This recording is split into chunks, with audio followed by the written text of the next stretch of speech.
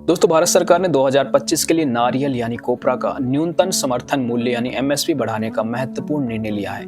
प्रधानमंत्री नरेंद्र मोदी की अध्यक्षता में अधिक मामलों की मंत्रिमंडल समिति यानी सीसीएए ने इस प्रस्ताव को मंजूरी दी है।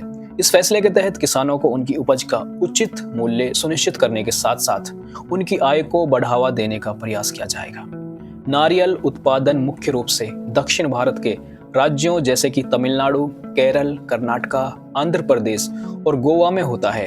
एमएसपी में वृद्धि से इन राज्यों के किसानों को सीधा लाभ मिलेगा। इसके अलावा सरकार का ये कदम देश में नारियल आधारित उद्योगों को स्थिरता प्रदान करेगा, जो लाखों लोगों को रोजगार में एक योगदान प्रदान करेगा।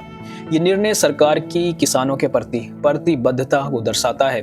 साथ ही ये कृषि क्षेत्र में आर्थिक सुरक्षा प्रदान करने और किसानों को सशक्त बनाने की दिशा में एक अहम पहल होगी। एमएसपी में इस वृद्धि से नारियल उत्पादकों को प्रोत्साहन मिलेगा, जिससे वह अपनी उपज के लिए अधिक प्रेरित होंगे और कृषि क्षेत्र में सुधार की संभावनाएं बढ़ेंगी।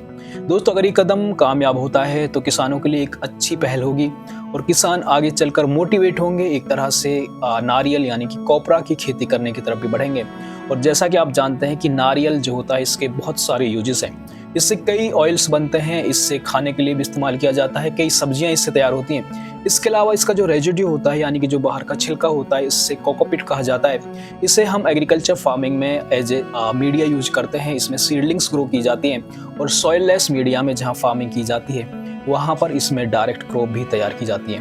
तो दोस्तों, अपने आप में एक बड़ी खबर है कि अब सरकार एमएसपी यानी जो मिनिमम सपोर्ट प्राइस होता है, इसे नारियल यानी कि कोपरा के लिए भी तय करने जा रही है। और जो भी कोई इस दिशा में कोई डेवलपमेंट होती है, इस चैनल के माध्यम से हम आपको बताने की कोशिश करेंगे। धन्यवाद।